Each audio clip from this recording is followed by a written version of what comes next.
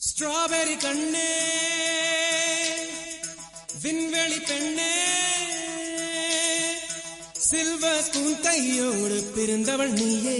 ஒரு ஃப்ரிட்ஜுக்குள் ஆப்பிள் போல் இருந்தவள் நீயே தங்க தட்டில் சோறு பென்ஸ் ஏசி காரு இருந்தும் நெஞ்சோடு சொல்லாத பாரம் என்ன தனிமை இனிமையாக எளிமை கொடுமையாக உனது கண்ணோடு சொல்லாத சோகம் என்ன பெண்ணழகையும் பேரழகையும் எப்படி மறைத்தால் உன் கற்பனைகளின் அற்புதங்களை எப்படி எரித்தால் பிடிக்குமே பைத்தியம்